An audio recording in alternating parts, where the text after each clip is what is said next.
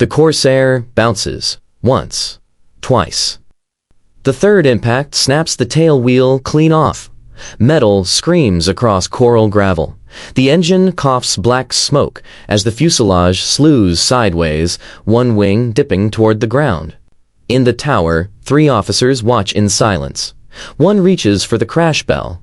Then the plane steadies, rolls to a stop. The propeller windmills to stillness. The pilot climbs out, checks his landing gear, and walks toward the ready tent without looking back. He is 21 years old. He has been on Guadalcanal for 9 days, and he has just accidentally solved a problem that has killed 14 men in 3 months. The Solomon Islands, January 1943. The air smells like gasoline, wet canvas, and rotting vegetation. Henderson Field is not really a field. It is a strip of crushed coral bulldozed flat between jungle and ocean, pocked with craters, edged by wrecked Zeros and burnt-out transports. At night, Japanese destroyers shell the runway. By dawn, CBs are filling holes again. The Marines call it the unsinkable aircraft carrier. The pilots call it something else. The Vought F4U Corsair arrives here in December.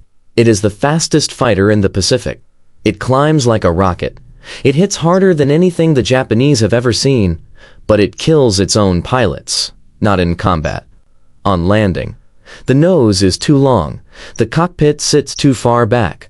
On final approach, the pilot cannot see the deck. He cannot see the runway. He flies blind for the last 200 feet, trusting altitude, speed, and hope. If he comes in too steep, the landing gear collapses. Too shallow, and he overshoots into the jungle or the sea. Too much throttle, and the torque rolls him inverted. In the first 6 weeks, Henderson loses 9 Corsairs to landing accidents. 4 pilots die, 3 are burned, 2 are invalided stateside with shattered legs. The squadrons begin calling it the Ensign Eliminator. Some call it the Widowmaker. The Navy pulls it from carrier duty altogether. It is too dangerous for a pitching deck. Even here, on dry land, it is killing men faster than the Japanese. The engineering officers try everything. They raise the tail wheel. They add a spoiler to kill lift. They change the approach speed, the glide angle, the throttle setting. Nothing works. The problem is not mechanical. It is geometry. You cannot see what you cannot see. And if you cannot see the ground, you cannot land safely. So they tell the new pilots to feel it, to sense the altitude through vibration and engine tone, to trust experience they do not yet have, and they keep writing letters home. The squadrons rotate in and out. Veterans go back to Pearl or Sydney for rest. Replacements arrive in batches of 8 or 10, fresh from Pensacola or San Diego, pale under their tans, trying not to stare at the burn scars on the older men. They check in with the operations officer. They are assigned a tent, a cot, a mosquito net. They are told where to fill their canteens and where not to walk after dark. Then they are taken to the flight line and shown the Corsair. Most of them have never flown one, some have never seen one. The briefing is short. The manual is incomplete. The first landing is the test. If this history matters to you, tap like and subscribe. His name is Robert Goodwin. He is from Salina, Kansas. His father is a crop duster. His mother teaches school. He grows up in open sky and flat fields, watching his father bank and dive over wheat and sorghum, trailing white clouds of pesticide. He learns to fly at 16 in a Piper Cub held together with baling wire and optimism. By 18, he can land on a dirt road in a crosswind. By 19, he is in Pensacola, learning to fly fighters. He is not the fastest pilot in his class, not the most aggressive, but he is smooth. His instructors noted on every evaluation, smooth on the stick, smooth on the throttle. He does not fight the airplane. He listens to it. When others tense up on final approach, he stays loose, letting the plane settle at its own rate, feeling the stall through his fingertips. It is a skill learned young, flying his father's Cub in gusty Kansas wind. You do not force a landing. You let it happen. He graduates in November 1942. He is commissioned an ensign. He is given 2 weeks' leave. He goes home, sees his parents, walks through town in his dress blues, and feels like an imposter. The war is something he has read about, trained for, imagined. It is not yet real. He ships out in December.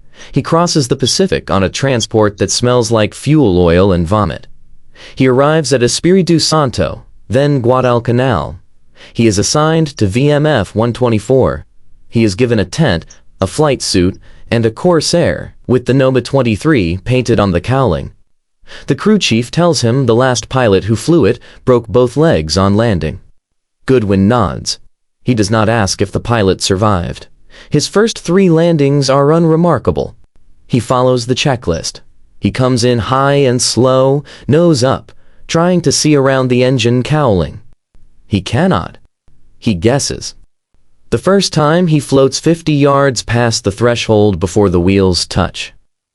The second time he drops hard and bounces. The third time he nearly ground loops. Each time he climbs out shaking. Each time he tells himself it will get easier. It does not. On his 9th day, he watches another new pilot miss the approach. The Corsair comes in crooked, 1 wing low, the pilot overcompensating with rudder. The plane hits hard, skids, and flips. Flame blooms orange against the coral. The meat wagon races out, but the canopy is jammed. By the time they cut him free, he is dead. Goodwin stands with the others and watches the wreckage burn. No one speaks. That night, he lies in his cot and tries to think it through. There has to be a way. There has to be something everyone is missing. The problem is not new. It is as old as aviation itself. From the beginning, landing has been harder than takeoff. Takeoff is thrust and lift. Landing is timing, judgment, and geometry. And in fighters, it has always been worse. The engine is in front. The pilot is behind. The nose blocks the view. In biplanes, it was manageable. The pilot could slip sideways, look around the cowling, straighten out at the last second. But the Corsair is too fast for that, and the nose is longer. The engine is a Pratt & Whitney R2800 double wasp, 18 cylinders, 2,000 horsepower, mounted in a cowling that extends 11 feet forward of the cockpit. From the pilot's seat on final approach, the runway disappears completely. The official solution is to fly a curved approach. The pilot keeps the runway in sight by looking out the side of the canopy, turning gently, then straightening just before touchdown. It works in theory. In practice, it requires perfect timing, perfect speed, and perfect nerve. New pilots misjudge the turn. They come in too fast or too slow. They level off too high or too late. The margin for error is seconds. The penalty is death. Some pilots try steeper approaches. They dive in, cut throttle at the last moment, and hope. It works until it does not. Others try to feel the ground through the buffet of the stall. They hold the nose high, waiting for the shudder that means the wings are about to quit flying. But the Corsair does not stall gently. It snaps.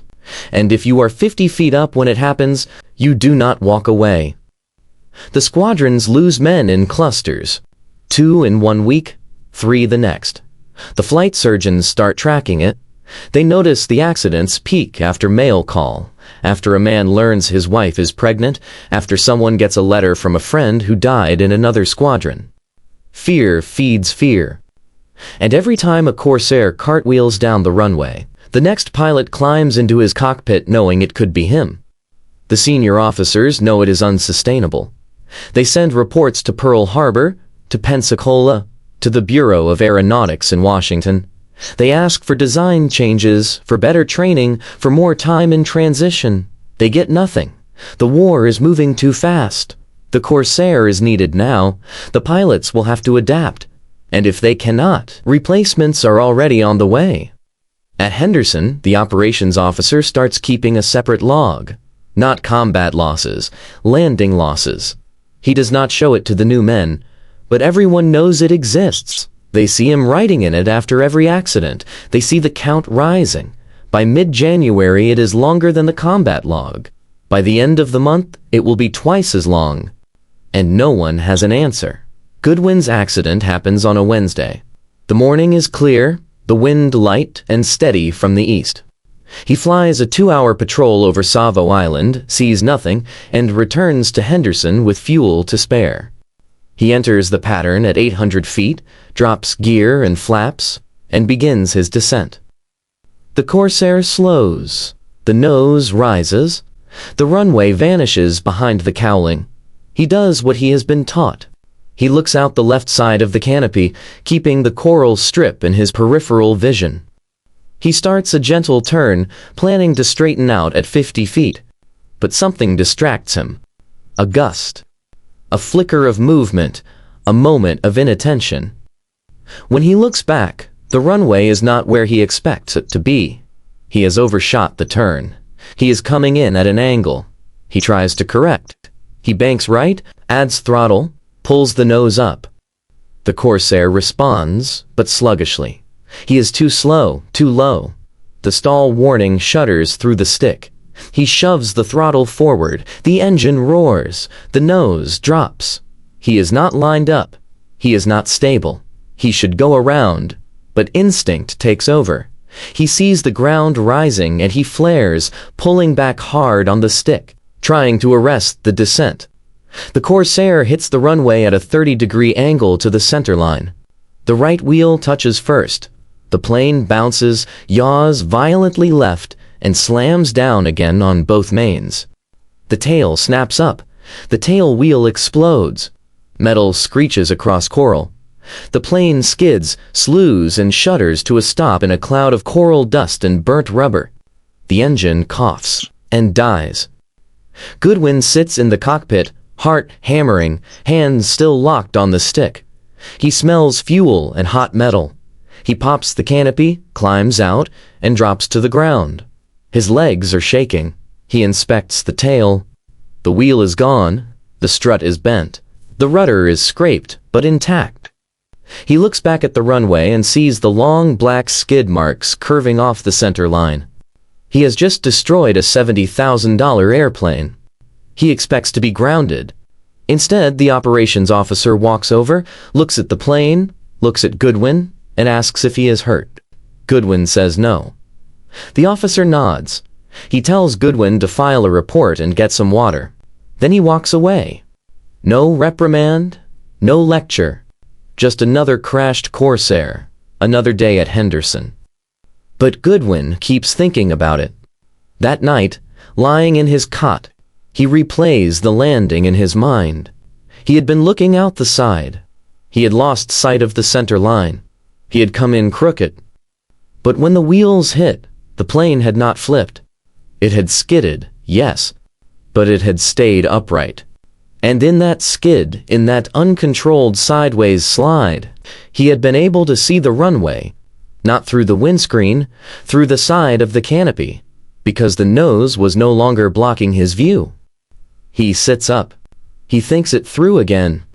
If you came in at an angle, you could see the runway the whole way down. You would not have to guess. You would not have to feel. You could see. And if you kept the angle shallow, if you touched down gently on one wheel, you could straighten out before the tail wheel hit.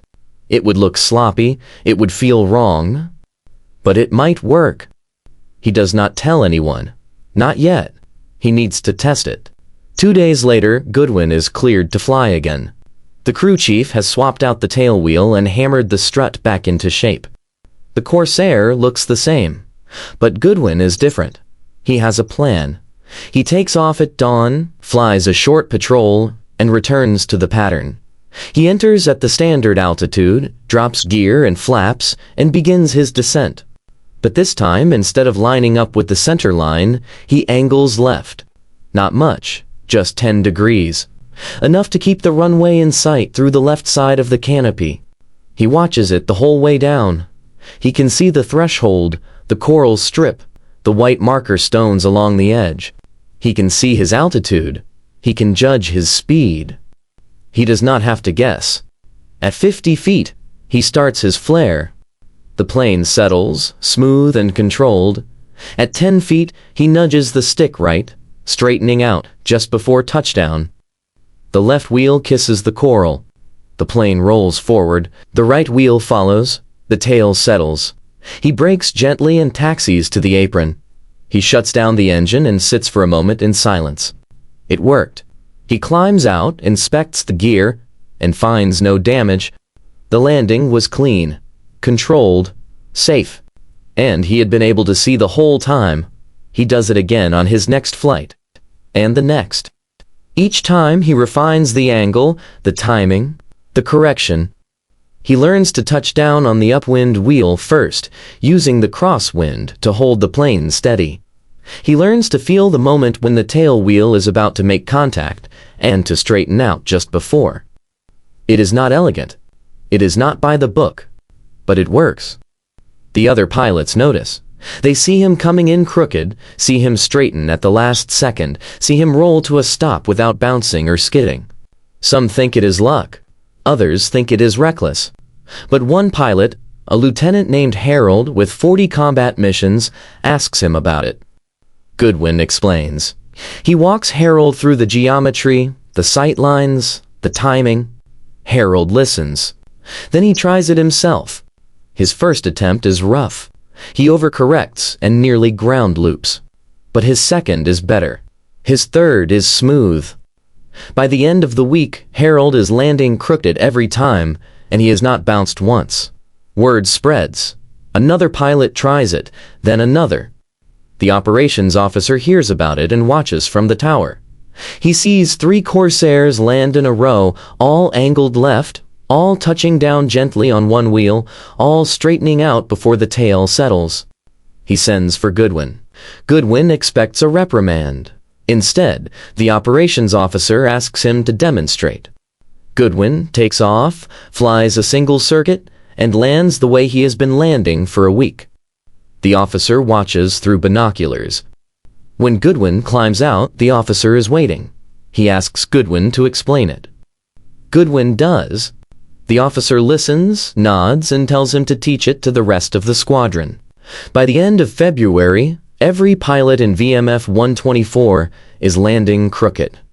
They call it the Goodwin approach. Some call it the side slip entry, though it is not quite a slip. It is something simpler. An angled approach with a last-second correction. A way to see what you are landing on. And it works. The accident rate drops. In March, VMF 124 loses no aircraft to landing mishaps. In April, only one, and that pilot walks away. Other squadrons hear about it, they send observers. They adopt the technique. By May, it is being taught at Espirito Santo. By June, it is in the training syllabus. The Corsair is still hard to land, but it is no longer killing its own pilots. Goodwin flies 37 more missions. He shoots down 2 zeros and damages a third. He is promoted to lieutenant. He survives the war, and every time he lands, he comes in crooked. The numbers tell the story.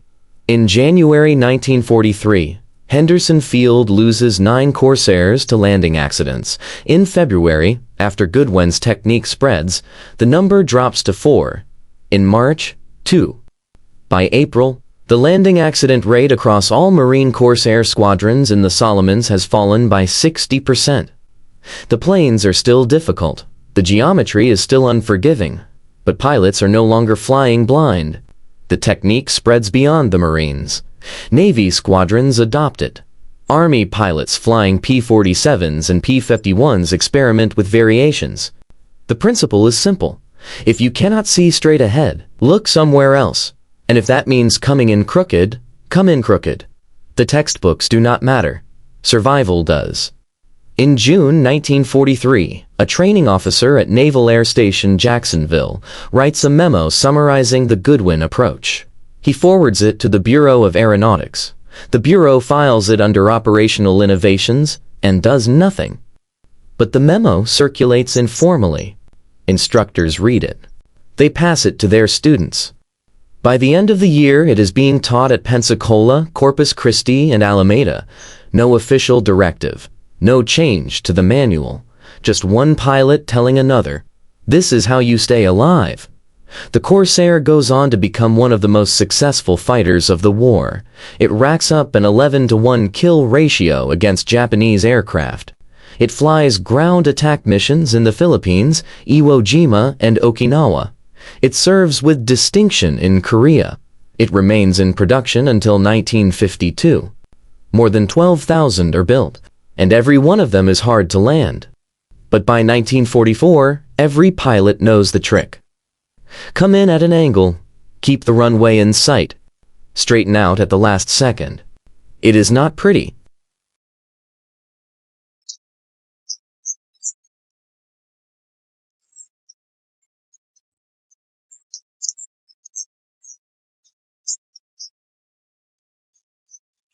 Has a bubble canopy and a clear view ahead. The problem is solved through design. But for 3 years in the middle of the war, the solution was not engineering. It was improvisation. One pilot, one accident, one new way of looking at an old problem. The technique is never officially named. The Navy does not issue a commendation. There is no medal, no mention in dispatches. But in squadron ready rooms across the Pacific, the story circulates. The kid from Kansas who crashed his plane and figured out how to land. The ensign who saved more lives on the ground than he ever did in the air. Robert Goodwin leaves the Marines in 1945. He goes home to Kansas. He works for his father's crop dusting business for 2 years, then buys his own plane and starts his own operation.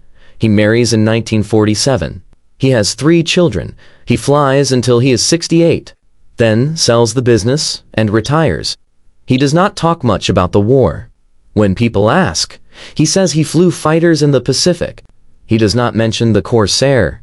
He does not mention Henderson Field. He does not mention the landing technique that carries his name in squadron histories he will never read. In 1982, a researcher from the Smithsonian contacts him. She is writing a paper on World War II aviation innovations. She has found references to the Goodwin approach in after-action reports and training memos. She asks if he remembers it. He says he does. She asks if he knew how many pilots it saved.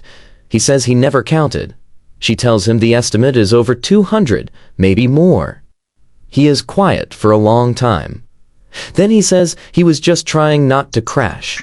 He dies in 1991 at the age of 69. His obituary in the Salina Journal mentions his service in the Pacific. It does not mention the landing technique. His children do not know the full story until years later, when a Marine Corps historian tracks them down and asks if they have any of their father's papers. They find a logbook, a flight suit, and a photo of him standing next to a Corsair with the Noba 23 on the cowling. The historian thanks them.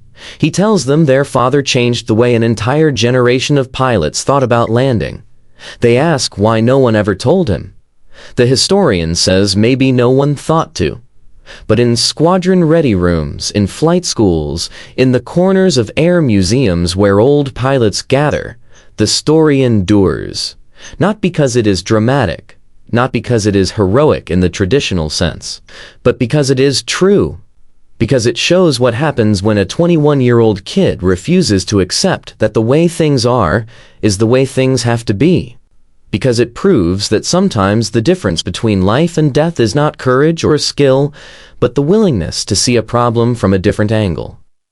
The Corsair was a beautiful airplane, fast, powerful, deadly, but it was also dangerous.